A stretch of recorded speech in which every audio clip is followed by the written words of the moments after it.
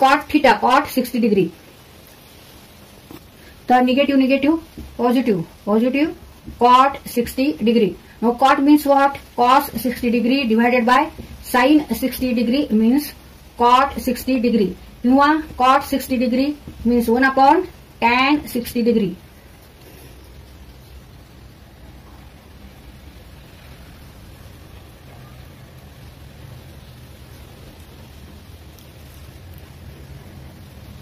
Cos 60 degree is 1 upon 2 and sin 60 is root 3 upon 2. इथे 2 cut होतील.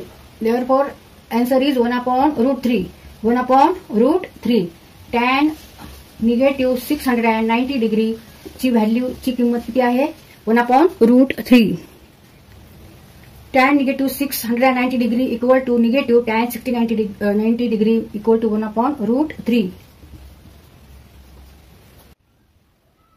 Find the value of sec 240 degree. आता 240 हा कोण हा अँगल आपण दोन पद्धतीने लिहू शकतो. एक तर आपण 270 वजा 30 किंवा 180 अधिक 60 असा सुद्धा हा अँगल घेऊ शकतो. म्हणजे पाय प्लस 60 डिग्री किंवा 3 पाय डिवाइडेड बाय 2 मायनस 30 डिग्री. तुम्ही कोणत्याही पद्धतीने अँगल घेतला तरी चालतो. तरी आपण ह्या पद्धतीने घेऊ pi plus 60 degree. Sec 240 degree equal to sec 180 degree plus 60 degree. Sec pi plus 60 degree. Now use formula trigonometric ratios of allied angles. Now sec in bracket n pi by 2 plus minus theta equal to plus minus, here n is even, so take here sec theta when n is even integer or even number म्हणजे सम संख्या. आता इथे फक्त पाय आहे म्हणजे इथे n equal to किती असणार आहे? 2 pi divided by 2 means pi. Therefore here n is even number, so use this formula. And theta is here 60 degree and this plus minus depends upon quadrant in which that angle lies. म्हणजे हा angle कोणत्या quadrant मध्ये आहे त्यानुसार plus minus ठरणार आहे. No sec means what? Sec means 1 upon cos. Sec theta means 1 upon cos theta. Plus minus sec 60 degree. पण आता इथं प्लस घ्यायचं का मायनस घ्यायचं हे हा अँगल कोणत्या क्वाड्रंट मध्ये आहे त्यानुसार ठरवायचं. तर आपण कोऑर्डिनेट सिस्टम काढून घेऊ. X axis negative X axis, Y axis negative axis. Pi plus 60 degree 180 plus 60 means third quadrant. This angle lies in third quadrant. हा अँगल थर्ड क्वाड्रंट मध्ये आहे. Pi plus 60 degree. Now cos means what by definition? Cos means x coordinate. And in third quadrant on x axis all numbers are negative. Therefore take here sec also negative because cos negative, sec is also negative. Cos means x coordinate and all numbers on this axis is negative. Therefore cos negative, therefore sec also negative. Negative sec 60 degree means negative 1 upon cos 60 degree. Now cos 60 is 1 upon 2. Therefore negative 1 upon half means negative 2. Sec 240 degree ची value किती आहे? negative 2.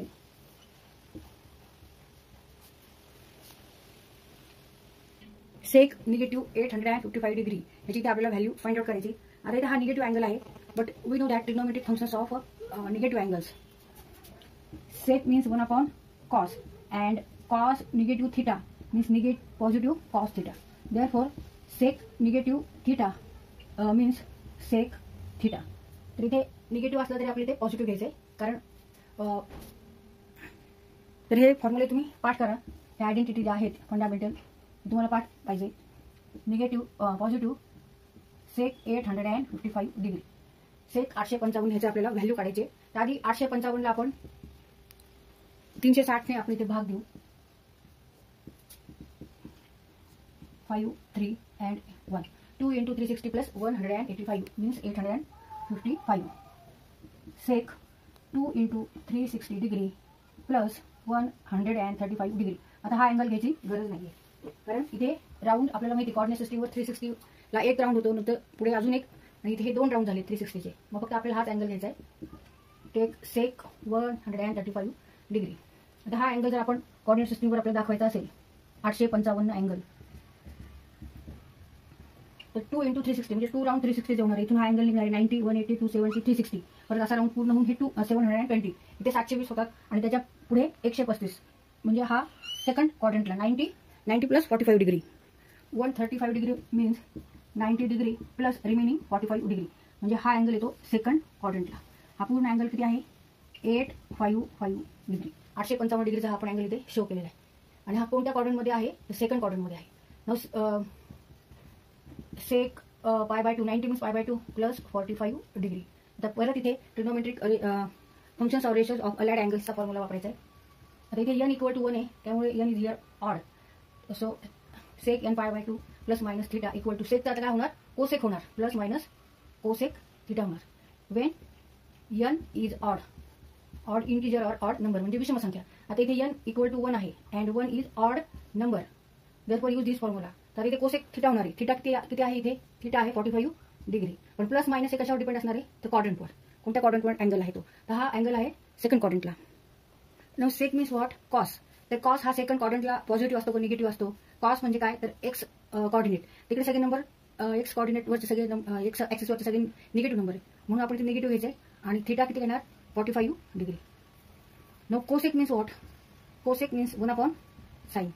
No cosec 45 degree means 1 sine 45 means 1 √2 means √2. Cosec 45 degree is √2. Negative cosec 45 √2. therefore answer is negative √2. Negative √2. Sec negative 855 degree means negative √2. आता इथे आपण 90 plus 45 degree घेतलेले तर इथे आपण 180 मायनस 45 डिग्री पण घेऊ शकतो. त्याप्रमाणे सुद्धा आपण हा क्वेश्चन सॉल्व्ह करू शकतो. इथे आपण 180 मायनस जर घेतलं तर आन्सर हे येतं का बघायचे 180 डिग्री मायनस 45 डिग्री मीन्स सेक पाय मायनस 45 डिग्री. आणि इथे n हा इव्हन नंबर आहे त्याच्यामुळे इथे सेक थिटाच होणार आहे पण प्लस मायनस आपल्याला ते नंतर क्वाड्रंट वरून ठरवायचे. Sec means what sec means 1 cos and pi minus 45 means second quadrant मध्ये अँगल आहे आणि cos is here negative therefore sec is negative. so take negative sign negative sec 45 degree. now sec means 1 cos 45 degree and cos 45 is 1 √2 therefore negative √2. sec negative 845 degree is negative √2. तर असं जरी ह्या पद्धतीने जरी सोडलं तरी चालेल.